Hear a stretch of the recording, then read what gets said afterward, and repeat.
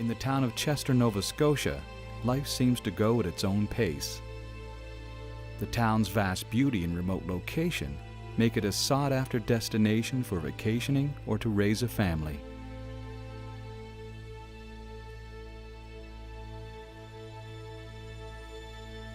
Founded in 1759 during the French and Indian Wars, Chester holds many secrets.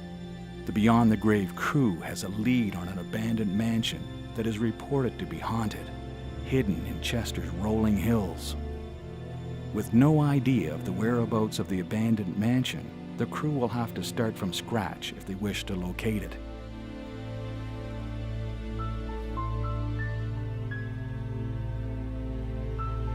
My name's Drew Wilson, and I'm a ghost hunter. My name is Justine Lewis, and I'm a ghost hunter.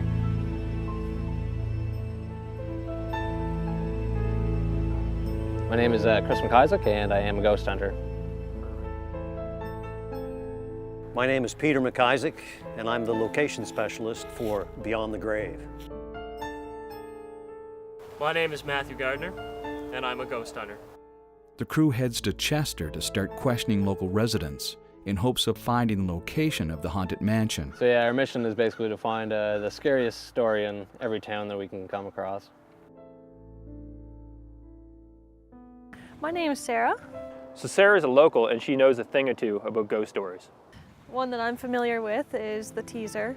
The Young Teaser was an American privateer vessel that sailed throughout Mahone Bay during the War of 1812. It would stock and raid unarmed British merchant ships. Eventually, Young Teaser was chased down by British ships and cornered in Mahone Bay. Before they were able to capture the ship's lieutenant set it on fire to prevent its capture. Unfortunately, the fire reached the gunpowder and the ship exploded, killing 8 of 36 men on board. Residents have reported seeing a fiery ship sailing across Mahone Bay. The mast is in our local restaurant here. I worked there last year, and all of us who worked there always felt there was ghosts. There's always the one spot between the washroom, the girls' washroom, and the back entry, where we kind of try to stay away from. You hear noises and feel like you're being watched. So Sarah didn't know anything about this haunted mansion, but she pointed us to the rope loft, and hopefully they can help us. I've lived in Chester my whole life, and there's a lot of ghost stories. And apparently, this is one of the beams from the Teaser, which was a shipwreck off of Nova Scotia that went down in 1813.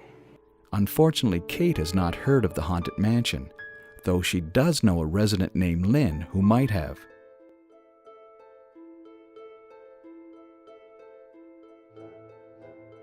Three-story home down off Water Street in the village. On the third level, apparently people periodically who've lived in the house can hear a piano playing periodically. And some woman had died in the house. Lynn was not able to tell the crew the whereabouts of the haunted mansion, but she did give the crew a phone number that might just have the answer. Well, I tell you, buddy, we're down at the rope loft now, and we're looking for somebody who can give us a little bit of a ghost story. And if you're up for it, how about if we stop up at your place and you just give us a bit of a story for a few minutes on camera? 87 Stevens Road, I'll be up there shortly. Well, now, the house next door, I've known it all my life. I know the people that lived there. One was Lindsay Jenkins and Gladys Stevens, and the old lady was Miser. That was her mother. And she was, they called her the old witch. Apparently, she haunted the place after she died. I used to go over there, and I used to know the family quite well, and she had told me one time to stay out of there. People that owned the original place there, her own grandson, he heard noises and stuff there, and the current people that bought the house a few years ago after it was all remodeled, and the daughter was asleep in bed, and she heard someone heavy breathing, and like the bed sheets moving up and down. Currently, they've got it up for sale. It is true. Though he couldn't help us, he directed us to the next person that might be able to. The crew has hit a dead end with Henry, and with a last-ditch effort to find the location, Drew and Pete hit the streets of downtown Chester to question locals. Just when all seems lost, they run into someone who may know the location of the haunted mansion. There's a few around. I hear that there's one not far from here that is getting a whole lot of new interest. So after we get this information, we headed towards the spot where we hoped this mansion would be. With the crew's hopes set high, they race towards its possible location. So when we pulled up this driveway and this place revealed itself, we knew this was the spot. As the sun goes down, the crew arrives at the location. The tension builds as they scale the driveway.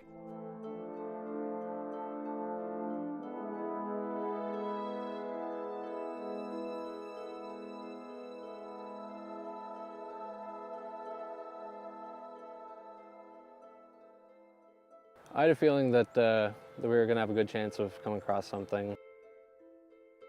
Well, first thing we need to do is try to find out where the most activity is coming from, if there is any activity coming from any of these rooms. Yeah, I'll take my camera out and go around, see if I can get any shots of anything out of the ordinary, see if I can get any evidence. Play the role of the photographer. My job is to basically take as many photos as I can. I'm gonna go around with my voice recorder, see if I can pick anything up. On this hunt, my job is to record any EVP readings. Matt, what do you plan on doing for us here? What I plan to do is document the experience that the crew has investigating this haunted house. As the stills photographer, I'm just trying to capture orbs on camera, anything supernatural or anything that doesn't seem right. So the crew and I were talking, trying to figure out exactly what our jobs were going to be, and we heard this yell. That was freaky. I was there and it felt like almost like a light breeze on my back. I turned around to see if one of you guys was screwing with me, touched me on the back. I had my back into a room, and I thought one of the guys that hid in the room behind me and was just reaching over, tapping me on the back. I'm not kidding, man. That was like freaky. All right, stick together, stay close. Nothing scares this guy, but he was freaked. And even everybody's here, and I know we're kind of like looking for stuff, but man, that felt like a wind on my back, and there's nothing open. I'm not kidding. Anyways, bottom line is, I got a jackknife. There's no point bringing a jackknife to a ghost fight. So Pete already got touched by something. I'm wondering what else is going to happen in the rest of the night. So it starts. Got this, and this, and we're going to go around this house and see what we can find. Let's go. Like I was playing with that door, I swear to God I heard somebody's voice in there. And you were standing next to me, and that's why I opened it again, and I was like, no, it's like I'm just losing my mind. So I closed the door again, and then I was like, and then I heard it again. And then everybody's like, oh, where does this room go? So Justine's doing an audio recording for this group. Hopefully she comes across something. All right, cool. I thought someone walked in there behind you. I could have swore there was someone else behind you walking in there. So we got two accounts so far. Justine says she heard voices, and Pete says something touched him. I heard voices upstairs. It already looks like we might have a real haunting on our hands. Earlier or something. No way! That's what I just said. I'm not even lying. That's what I just told them that I heard upstairs. When Drew said he heard a little girl's voice, I know I wasn't going crazy. As the night slowly passes, the crew continues to look for evidence of paranormal activity throughout the abandoned mansion. So this house was huge. It had well over a dozen rooms, and once you get yourself in there, you can easily get lost, and you would not want to be alone. This is a creepy room right here. Phantom DNA effect. What was that? The hell was that? I wonder if those guys... I wonder if they just came back in, maybe. Maybe they found something. Yeah, might have. Let's check it here. I don't think they're up here. Huh? No.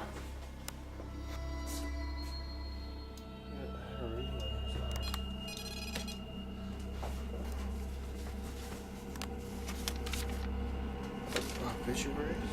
No way.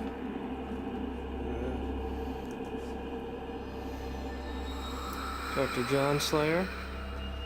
Oh my God. You gotta be kidding me. That's the most ridiculous. So there was even a secret passageway in this place. Like, you couldn't get any better than that. I can't even believe that. Oh man, it's That's cold some in freaking there. cold in there. I mean, if you're a ghost hunter, this was like the jackpot. Did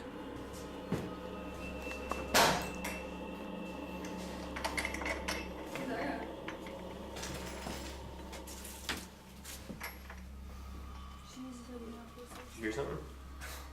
Fucking heard something, all right. Piano. guys hear that? What is this? Guys, I swear to God, the piano's playing downstairs. You're crazy. I didn't hear it.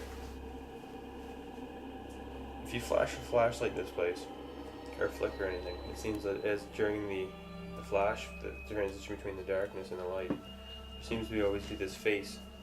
Holy shit, what the was that? We're upstairs investigating and we heard a huge bang downstairs. You guys hear that?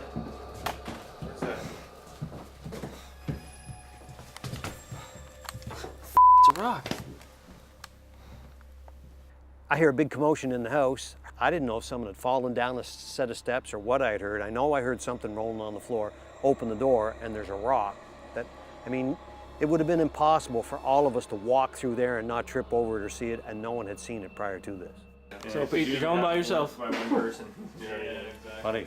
After the crew experienced something unexplained, Pete decides to venture throughout the mansion alone in hope of finding his own evidence of paranormal presence.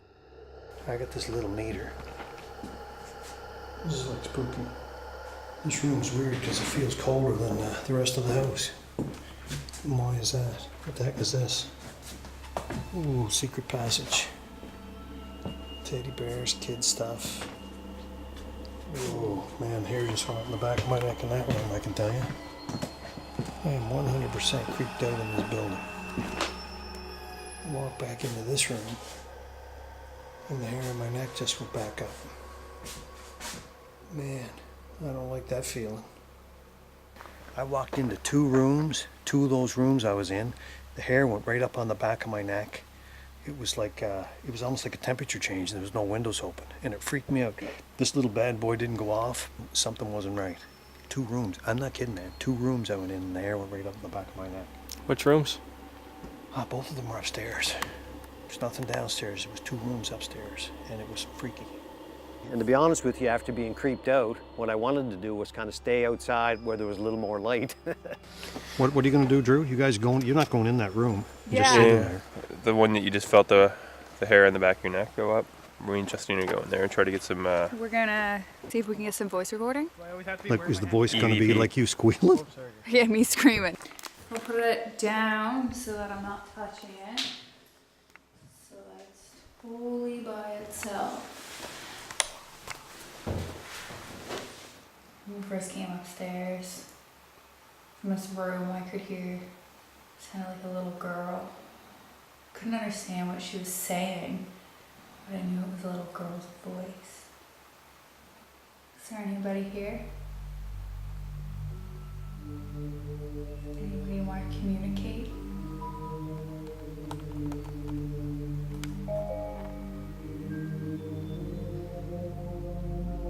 Okay, so what we got going on at the moment, guys? Drew and Justine are upstairs. So me and Chris are gonna be investigating the basement. Gonna see if we can find anything. Still gonna snap some more photos. Hopefully we'll get something. As Drew and Justine continue their audio recording session upstairs, Matt and Chris venture into the basement to take pictures and film their experience. So we're alone right now in the spooky room. Chris is gonna be taking some long exposures to see if we can get any spirit photography. You getting anything? It was a really eerie feeling being in there, and just with the lights off, it always felt like there was somebody standing right there behind me or beside me even.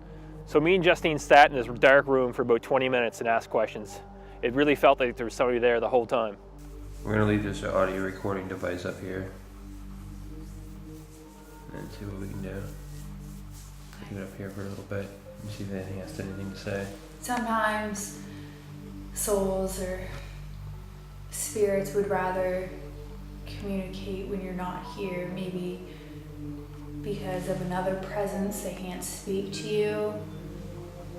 So it's a good idea sometimes just to leave the voice recorder here and come back and check it later. Drew and Justine decide to leave the voice recorder, while Matt and Chris continue their investigation. It's about 3 o'clock in the morning. So this is generally the time when it's said that spirits are supposed to manifest and show themselves. I don't think none of you can see this because of the night vision, but what we have here is we have some kind of creepy ass painting with this guy dressed in red.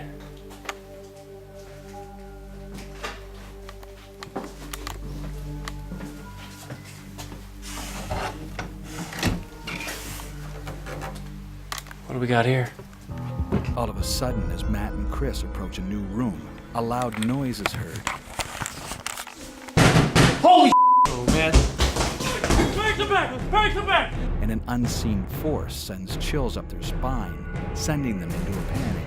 We got some serious cold chills and the moving down there. Oh my god. Heart's racing. After Matt and Chris experience such a threatening unseen presence, the crew decides to leave and return in the morning for their own safety. After we completed the investigation, there's no doubt in my mind that this house is haunted. I am a firm believer that the mansion in Chester was in fact haunted. Drew has a passion for metal detectors and seeing what he can find around these creepy old sites. Something he can somehow link to the paranormal. When the crew arrives in the morning, Drew immediately sets off and starts scanning the property for relics that might lend evidence to the mansion's history.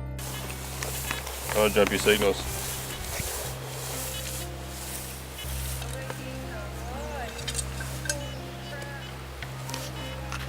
It's kind of weird, but here's what we found. Awesome. So we've been running this metal detector for the last half an hour or so. Found a lot of junk around here. We're just getting to the older part. I feel like if we're gonna find anything, it's gonna be down this end. There's a nice old wall along here. People would have walked along back in the day. And yeah, so I mean, it's all about hitting the right beep and getting your score. So we're gonna keep on trying and see what we come up with. Let's go ahead and try again, shall we?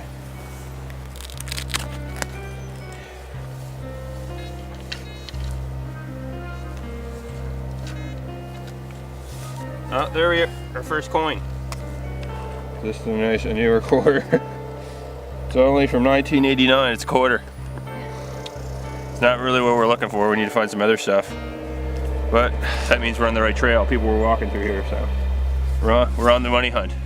After several different finds with a metal detector that gave no clue to the age or history of the mansion, Drew was stopped in his tracks. People picking apples back here in the early 1800s. They're sitting by the apple tree reading a book. Johnny Appleseed.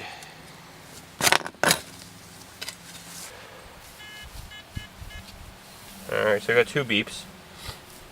One seems to be in here.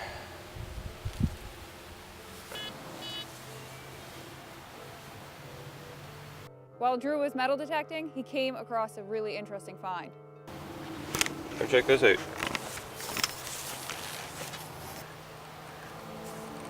That there's a coin, and it almost looks stamped.